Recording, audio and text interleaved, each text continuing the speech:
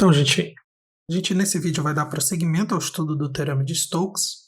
E antes de fazer mais alguns exemplos de maneiras em que a gente pode usar o Teorema de Stokes, a gente vai tentar fazer uma relação do rotacional do campo com a circulação do campo através do Teorema de Stokes. Então, a ideia aqui é a seguinte: a gente vai olhar para um ponto P do R3 qualquer, e a gente vai olhar nesse ponto para um pequeno círculo de raio A, não importa a posição, a gente tem aqui um círculo de raio A. Esse círculo está contido num plano que tem um vetor normal aqui. Vamos colocar a orientação usando a regra da mão direita. Então, a fronteira é a curva CA, o círculo aqui a gente vai chamar de superfície SA, e a ideia aqui é usar o Teorema de Stokes para relacionar a circulação para curvas infinitesimais com o rotacional. Então, a gente aqui vai fazer, a ideia aqui é trabalhar com círculozinhos infinitesimais. Então, a gente vai usar o seguinte: se você tiver A pequena o suficiente, você pode considerar que o rotacional é aproximadamente constante em cima dessa superfície aqui.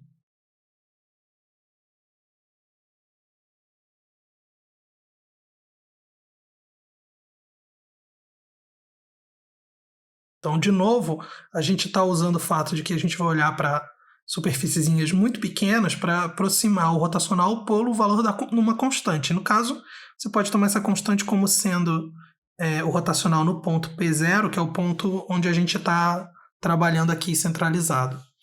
Então, o que a gente tem aqui, usando o Teorema de Stokes, é o seguinte: a gente sabe que a integral do campo F ao longo dessa curva, a circulação do campo ao longo dessa curva infinitesimal, é igual à integral de superfície do rotacional do campo, na direção normal aqui, ds.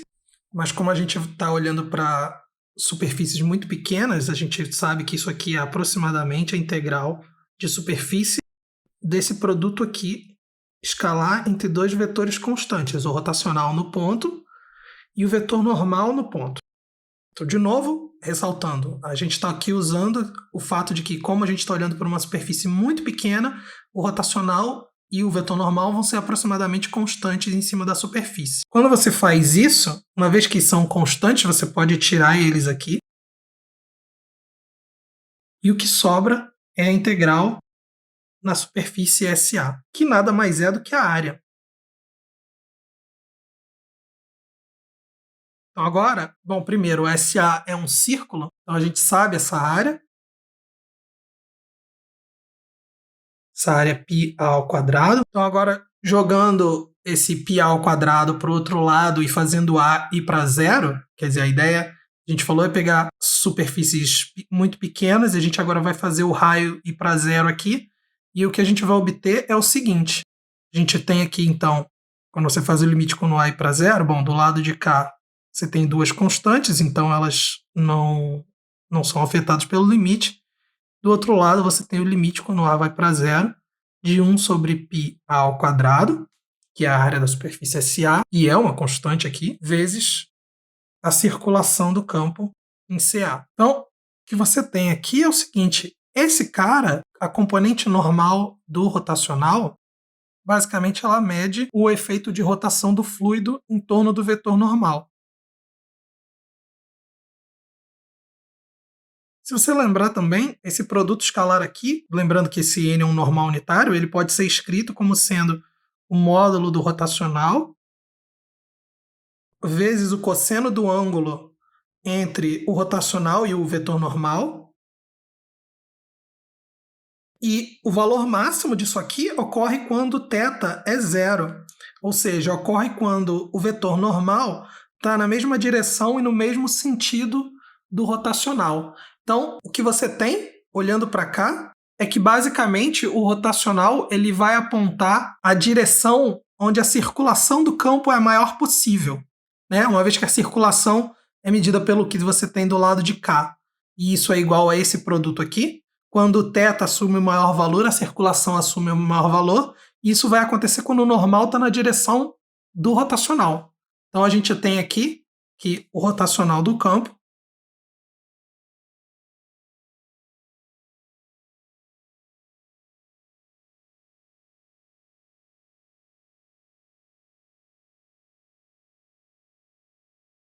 Então, com o Teorema de Stokes, a gente consegue ter uma interpretação bem clara do papel do rotacional no estudo dos fluidos. Agora a gente vai prosseguir com mais alguns exemplos para finalizar com a caracterização dos campos conservativos no R3. Então, aqui a gente quer calcular a integral de linha ao longo de uma curva. Essa curva é a interseção desse cilindro com a base em forma de parábola com um plano 2x mais 3e igual a 6.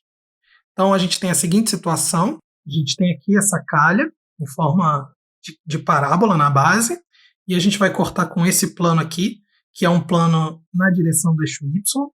Então ele vai cortar a figura assim. E aí o que a gente vai obter? Uma curvinha assim, inclinada aqui. Para ficar com uma coisa mais agradável para trabalhar, vamos ver a figura plotada no GeoGebra. Então a nossa situação é essa daqui. A gente tem aqui a calha. E a gente, quando intercepta com o plano, a gente vai obter uma figura assim. Esse corte, a nossa curva é essa curva aqui em azul.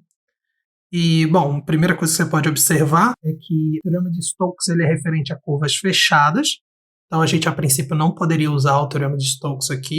E, bom, assim como a gente fazia para o Teorema de Green, o que a gente vai fazer aqui é fechar a curva, aplicar o teorema e depois descontar.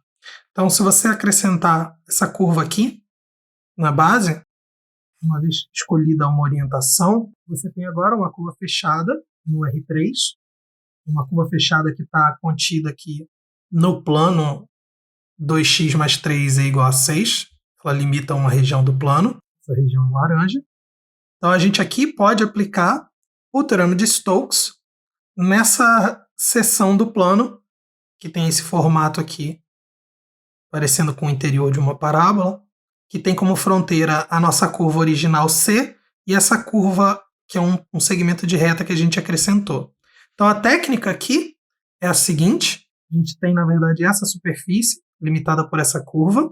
A gente pode colocar uma orientação, um vetor normal aqui. A regra da mão direita vai induzir uma orientação na fronteira, quando você escolhe esse vetor normal. E a gente agora pode usar o Teorema de Stokes para calcular a soma dessas duas integrais de linha. A soma da integral de linha na curva azul com a soma da integral de linha nessa reta preta que apareceu embaixo, que a gente acrescentou. E para achar a integral de linha da curva azul, basta depois descontar a integral nessa reta. Então, essencialmente, a gente vai trocar a integral de linha nessa curva C, curva que está em azul, pela integral dupla do rotacional nesse plano, menos a integral nesse segmento de reta que está aqui embaixo. Então, a primeira coisa a fazer é, a nossa superfície S aqui vai ser um pedaço do plano 2x mais 3 é igual a 6, limitado pela curva C, união com a curva C1.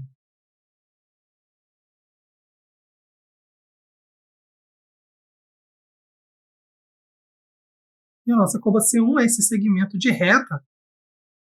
Para o x aqui é 3 fixo e o y está variando.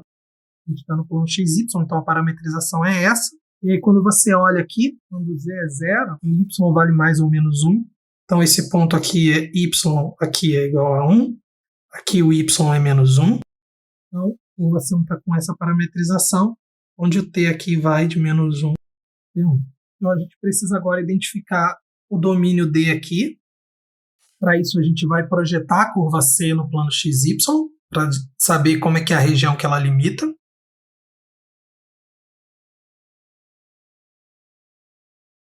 Então a projeção da curva C, por um lado, ela satisfaz 2x mais 3e igual a 6. Por outro lado, ela satisfaz z igual a 1 menos y ao quadrado. Quando você junta as duas coisas aqui,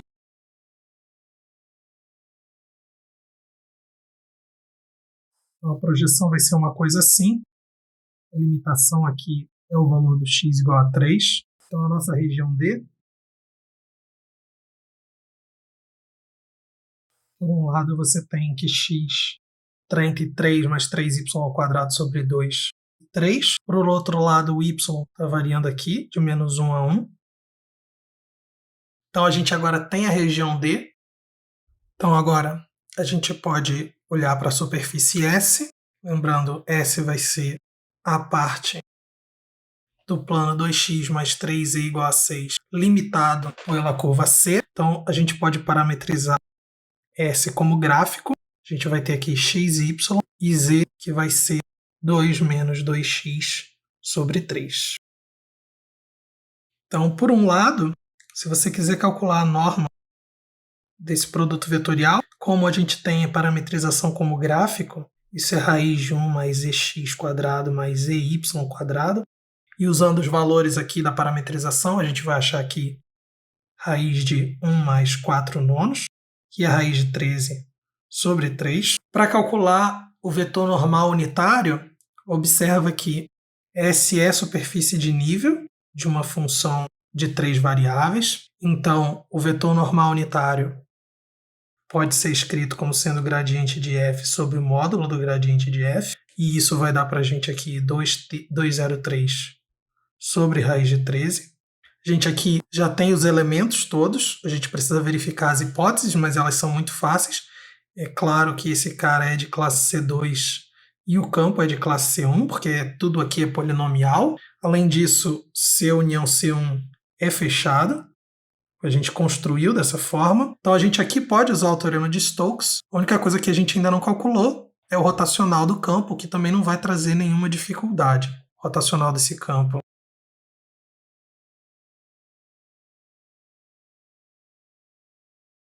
é dado pelo determinante dessa matriz. Esse determinante é x0z. Se você quiser fazer o rotacional composto com a parametrização, isso vai ser x0, e aqui entra o valor de z, que é 2 menos 2x sobre 3. Então, com tudo isso em mãos, a gente pode finalmente usar o teorema de Stokes. O teorema de Stokes diz para a gente que a integral na união de C com C1 do campo F é a integral de superfície do rotacional, que usando o vetor normal unitário. Isso diz para a gente que a integral que a gente está tentando calcular, ela é a integral de superfície do rotacional de f vezes normal unitário, menos a integral na C1 do campo f. A gente vai fazer a conta em partes, começando com a primeira parte, integral de superfície. Então, a gente vai entrar aqui com os termos que a gente já calculou. A gente já tem o rotacional, o normal unitário e o elemento de superfície. Então, vai ficar assim.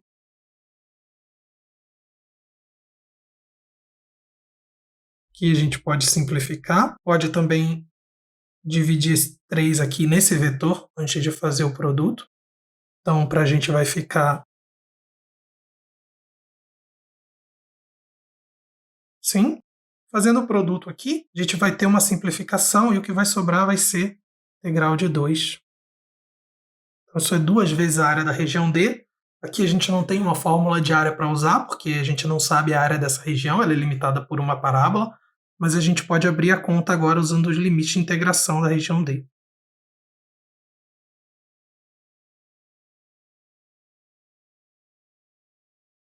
E é aqui a gente pode simplificar, porque 3 menos 3 meios vai dar 3 meios, então está tudo dividido por 2, então você pode anular, pode puxar um 3 para fora, e o que a gente vai achar é 3 vezes a integral de menos 1 a 1, vai sobrar 1 mais y ao quadrado dy.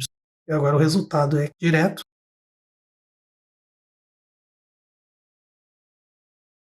Tinha um erro de sinal aqui, então a gente tem aqui 1 menos 1/3.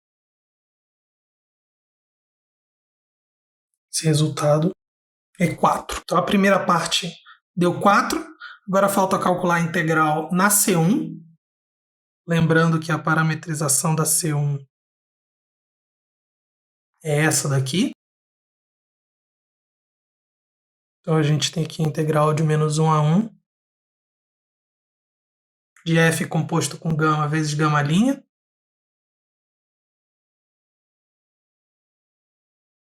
Quando a gente compõe com campo, a gente vai obter aqui o seguinte. Então, o campo composto com a parametrização tem 0 nas duas primeiras entradas e o vetor tangente tem 0 na primeira e na terceira. Então, esse produto aqui vai dar 0. Então, essa integral não acrescentou no resultado final. Portanto, a integral na curva C vai ser a integral da primeira parte, que foi 4, menos a integral na segunda parte, que foi 0. Então, o resultado final é 4. Que a gente estava integrando numa curva aberta, uma integral de linha numa curva aberta. A gente completou a curva, fechou a curva, usou o teorema de Stokes, depois descontou. É um processo similar ao que a gente fazia no teorema de Green. A gente fazia isso completando a curva para poder integrar. Para finalizar a discussão sobre o teorema de Stokes, a gente vai trazer de volta o teorema de classificação dos campos conservativos, que é análogo ao que a gente viu para o teorema de Green, só que agora no R3. Então a gente tem o seguinte teorema: dado um campo de classe C1 no R3, exceto possivelmente num número finito de pontos, são equivalentes às seguintes proposições. A integral ao longo de uma curva fechada é zero. A integral de linha independe do caminho que você faz ligando dois pontos. O campo é um campo gradiente, ou seja, ele tem um potencial.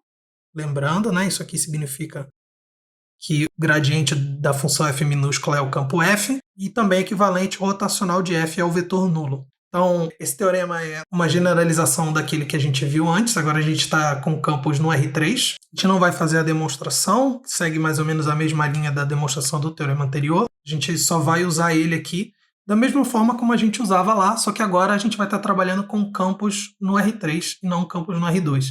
Então o trabalho braçal talvez seja um pouco maior, mas essencialmente a gente vai fazer a mesma coisa. Então esse teorema diz, por exemplo, que se você tiver uma integral de linha ligando dois pontos de um campo conservativo, você, assim como acontecia lá, você tem várias opções para resolver o problema. Você pode usar a função potencial, se você conseguir calcular. Você pode trocar a integral de linha que liga os dois pontos por uma integral ao longo de um caminho mais fácil. Se a curva for fechada, você pode usar que essa integral é zero. Então vamos finalizar com um exemplo para ver como é que funciona aqui com 3 coordenadas. Então a gente tem esse campo F, que a princípio parece um pouco enjoado, e a gente vai olhar para a curva de interseção do paraboloide 2e igual a x quadrado mais y quadrado com o cilindro y igual a x quadrado. Então repara que a gente tem um paraboloide, e esse cilindro y igual a x quadrado é um cilindro com a base em forma de parábola aqui. Vai cortar nossa figura assim. E a gente vai olhar para a curva de interseção desses dois, ligando os pontos 2, 4 e 10 e menos 2, 4 e 10. Então é um ponto que vai estar por aqui assim. Sua curva vai bater aqui embaixo e vai voltar simétrica para o lado de cá. Não é um desenho fácil de ver, meu desenho inclusive não ficou bom. Ela vai vir simétrica aqui assim. Vamos dar uma olhada no GeoGebra para ver como é a figura. Então essa é a nossa situação. A gente tem o paraboloide e o cilindro. E aí quando eles se intersectam, você vai ter essa curva aqui que desce e sobe de volta simétrica. Os pontos que a gente está olhando são pontos bem altos aqui. Se você der uma afastada, você vai ver que eles batem lá em cima. Então a gente quer a integral de linha ao longo dessa curva. É uma curva aberta. Então, a princípio, se você quiser usar o teorema de Stokes, você teria que completar a curva numa curva fechada. Mas, bom, como esse é um exemplo de campo conservativo, já dá para imaginar o que vai acontecer, né? Então, quando você olha para o rotacional desse campo,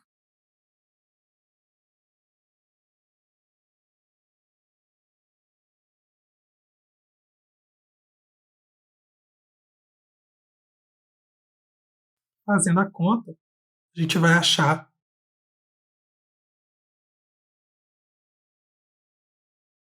que o rotacional é exatamente o vetor nulo para o campo F está definido no R3 todo. Então, isso significa que F é um campo gradiente.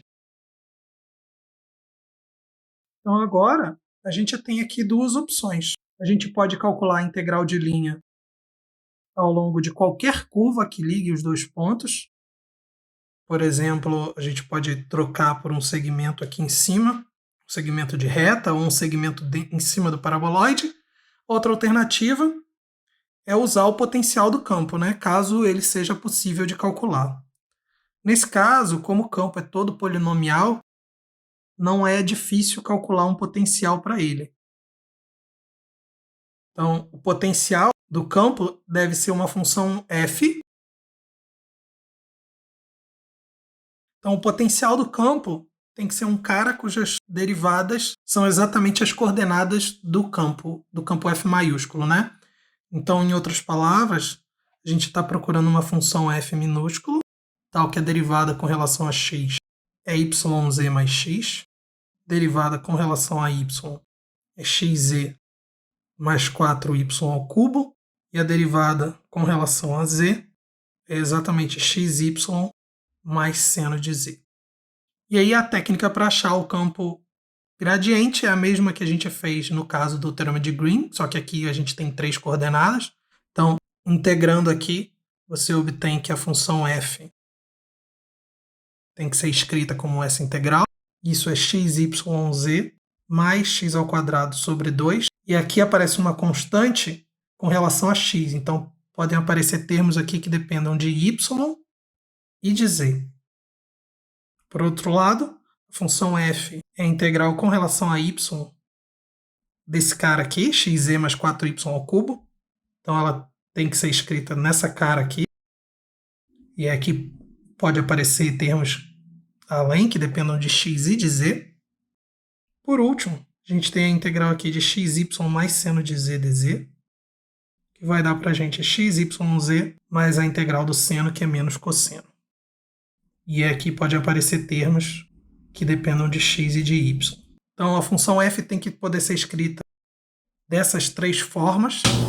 Então, comparando os termos, a gente obtém aqui que uma função potencial, a menos de constante, é xyz, que é o termo comum. A gente tem um termo que depende só de x, um termo que depende só de y e um termo que depende só de z. Esse aqui é o potencial do campo. Então, o teorema dos campos conservativos, ele diz para a gente que a integral ao longo da curva C do campo F, ela é o potencial no ponto final menos o potencial no ponto inicial. Então, o que a gente vai ter aqui é, por um lado, a gente tem xyz, 2, 4 aqui e 10, então isso vai dar 80, mais 2 ao quadrado sobre 2, mais 4 à quarta, menos cosseno de 10. E por outro lado aqui a gente vai trocar um sinal aqui, porque o x aqui está com o sinal trocado, então a gente tem aqui menos 80, mais menos 2 ao quadrado sobre 2, mais menos 4 à quarta, menos o cosseno de menos 10. E agora, para finalizar, por um lado a gente tem aqui 160, por outro lado esses termos aqui se anulam, assim como esses. Como o cosseno é uma função par, cosseno de menos 10 é igual ao cosseno de 10, então esse termo também anula com esse aqui, e a gente obtém o resultado final, que é 160. Então aqui a gente usou o teorema de Stokes indiretamente, através do teorema de campos conservativos, e a função potencial é uma das várias maneiras de se resolver o problema. Segue a mesma linha do que a gente já viu do teorema de Green, então você tem que analisar com calma cada situação para ver qual é a maneira que você vai resolver. Então, no próximo vídeo, a gente vai falar do teorema de Gauss, o último teorema do curso, o teorema que também é uma generalização do teorema de Green. Quando a gente passou do teorema de Green para o teorema de Stokes, a gente fez uma mudança na integral de linha, que era uma integral plana, e passou a ser uma integral de linha no R3. O que a gente vai fazer agora é uma generalização na dimensão.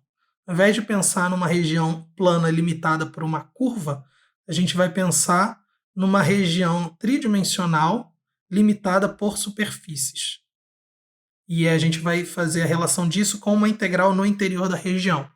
Então é um tipo de generalização do teorema de Green, assim como a gente fez o teorema de Stokes, só que o teorema de Stokes, dimensionalmente, ele é mais ou menos do mesmo tipo do teorema de Green, quer dizer, ele relaciona uma integral unidimensional, que é a integral de linha, com a integral de superfície, que é uma integral bidimensional, essencialmente.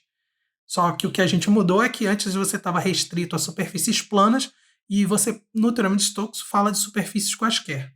O teorema de Gauss vai ser uma generalização onde a gente, ao invés de trabalhar com uma região plana do R2 limitada por uma curva, a gente vai trabalhar com uma região do R3 limitada por superfícies.